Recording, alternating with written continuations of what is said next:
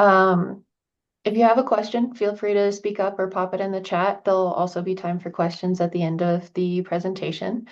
But we're going to go ahead and get started on Share Your Why, Storytelling with Library Statistics.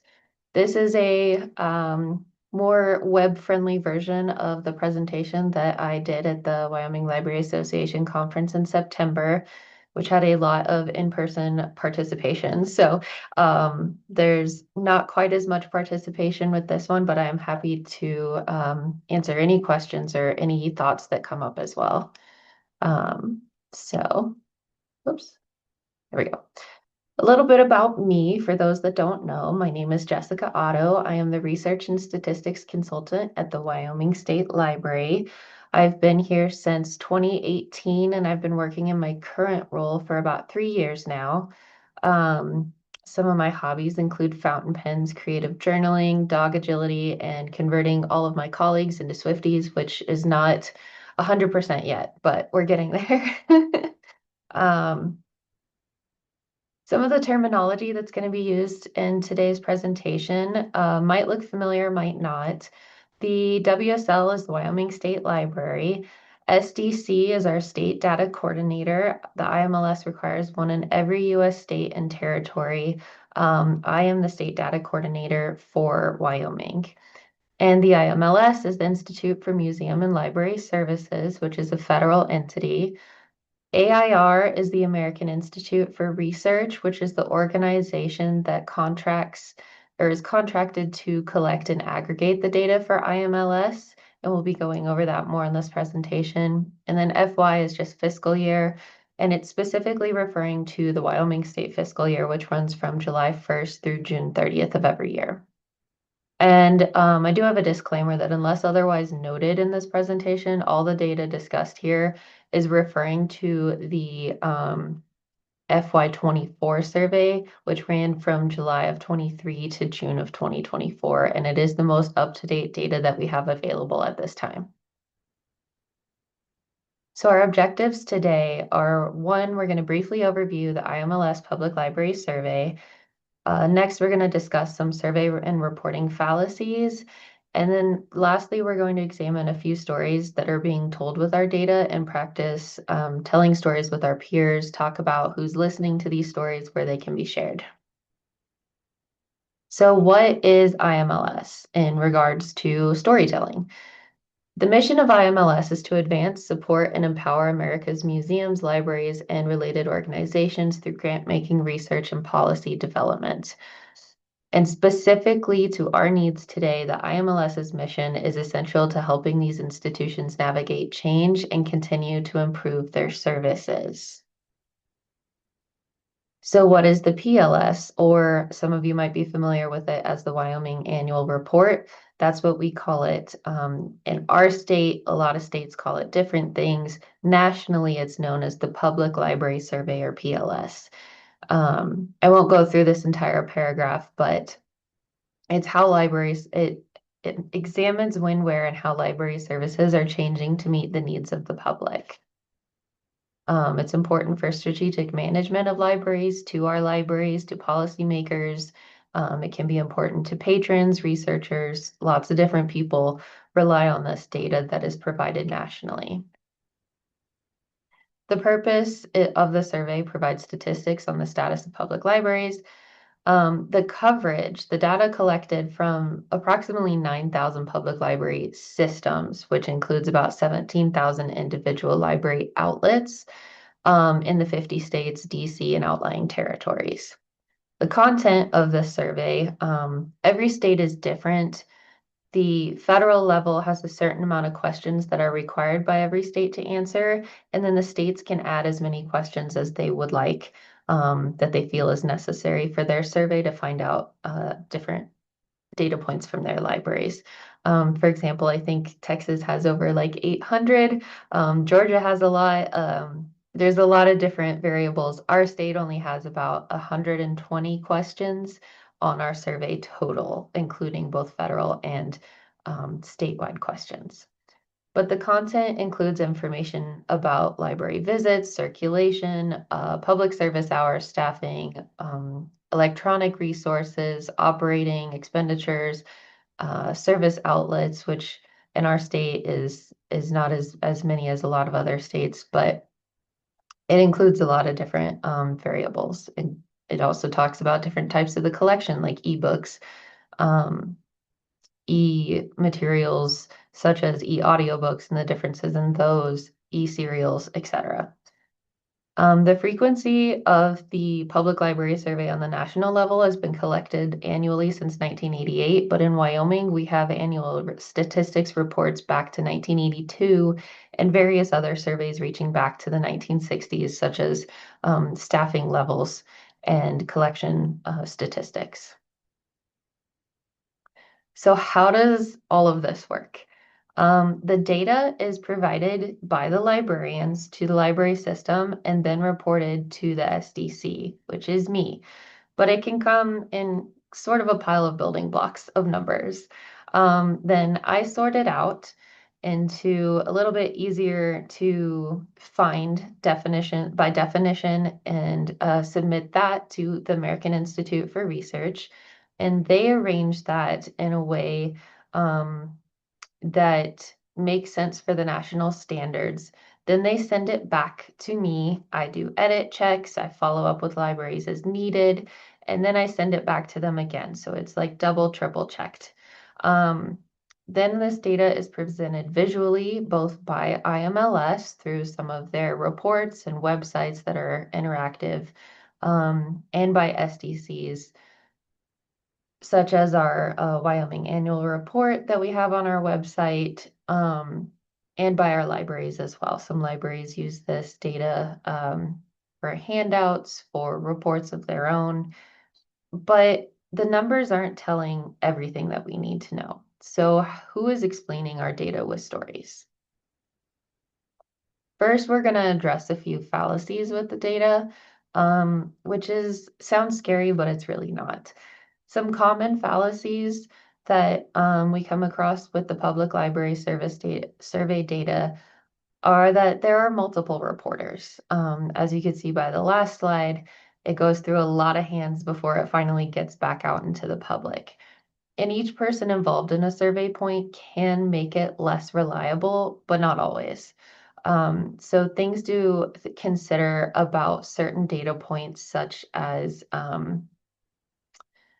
uh, certain things to consider are who are reporting, which includes our vendors, staff members. It goes from IMLS back to SDCs to AIR to SDCs back to IMLS.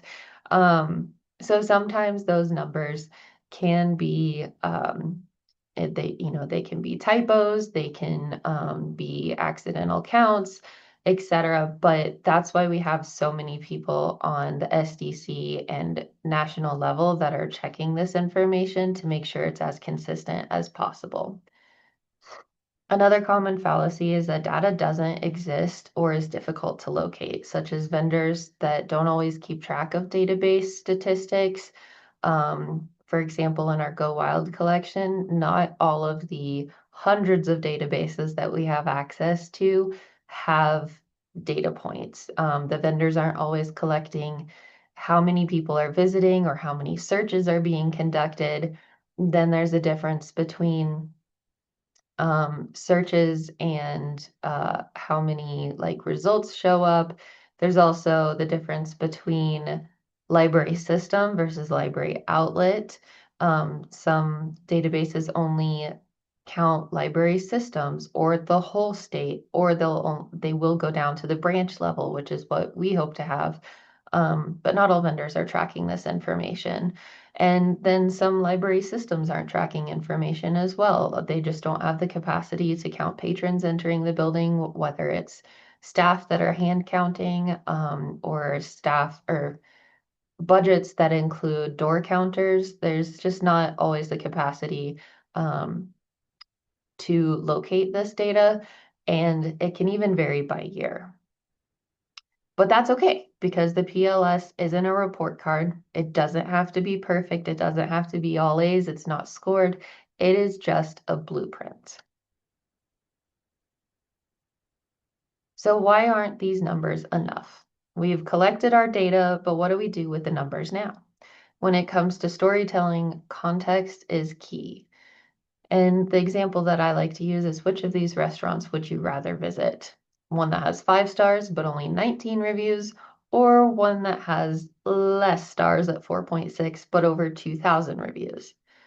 Personally, I'm going to go with the one that has a lot more people saying it's good than the one that, I don't know, 19 people is still not quite enough. I might try it, but out of the two, I'm going to pick the one with more people saying it's good.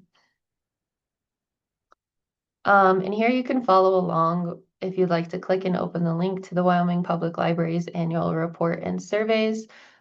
This slide will also be presented at the end if you just want to go along with the presentation.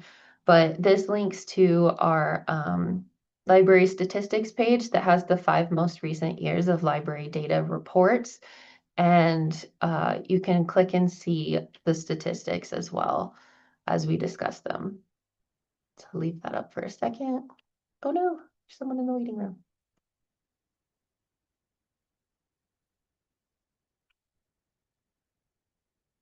Okay, thank you for joining us. I was just going over the Wyoming Public Library Annual Report Survey. This is a link that you can join in and follow along, or you can just watch with the rest of the presentation. The slide will be presented again at the end.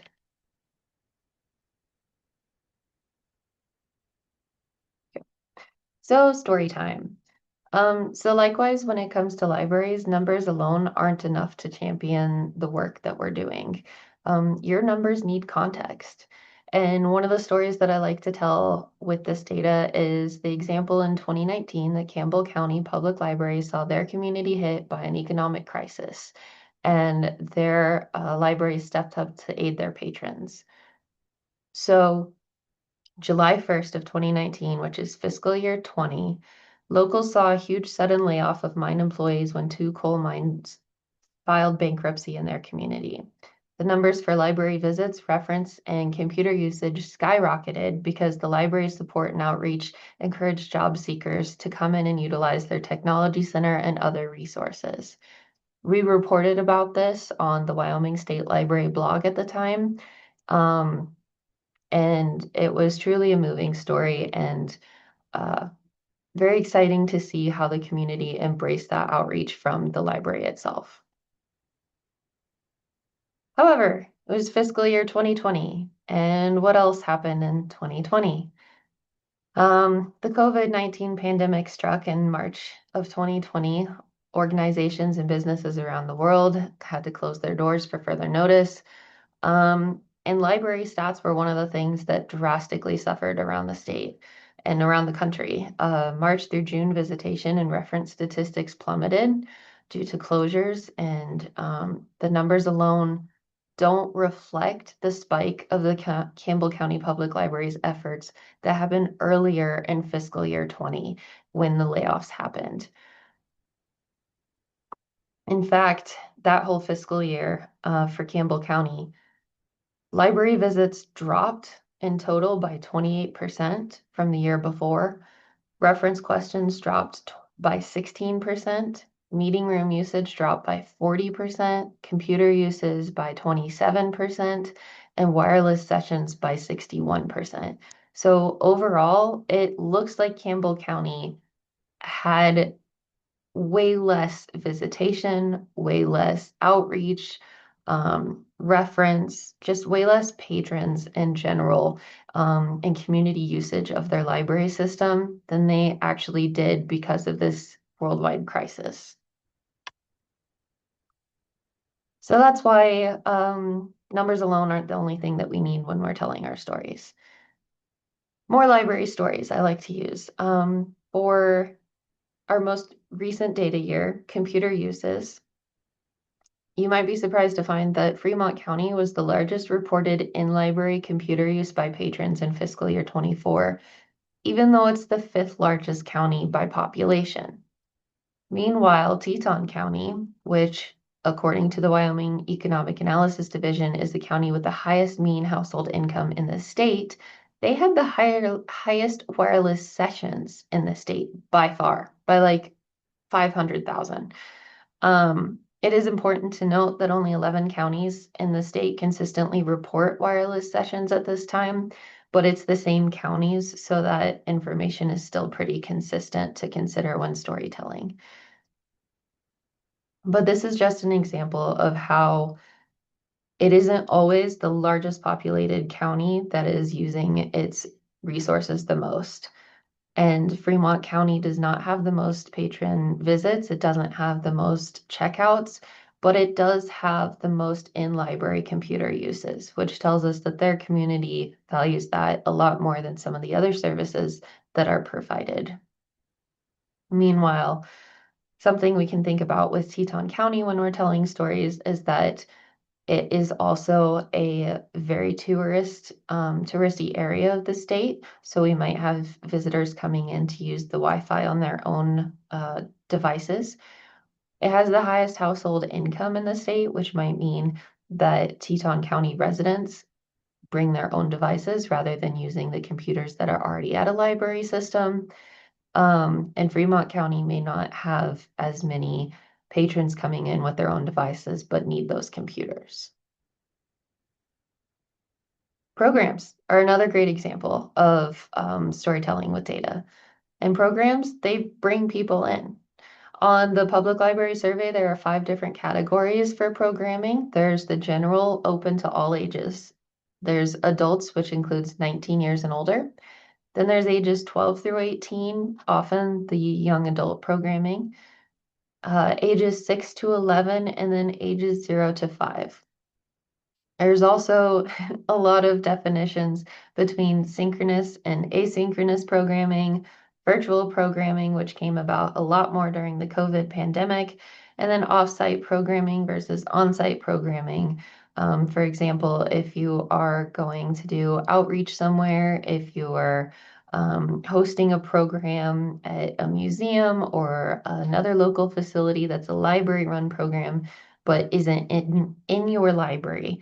And then there's a lot of other different categories as well. But some of the things that we do see and have to consider are the definitions for each of these ages. So general, open to all ages is really easy. Basically, anybody that's at the event is counted in the correct category. So what this really is for the public library survey is that it's the intent of the program, not the people that are showing up. For example, you aren't going to have 0 to 5-year-olds walking into the library by themselves to attend story time without a supervisory adult or older sibling or something like that. However, since the story time is geared towards ages 0 to 5, any of the adults that are coming along, any of the older siblings, etc., they're also going to be counted in the ages 0 to 5 attendance because that's what the program was made for. So let's look at some of the program stats across the state.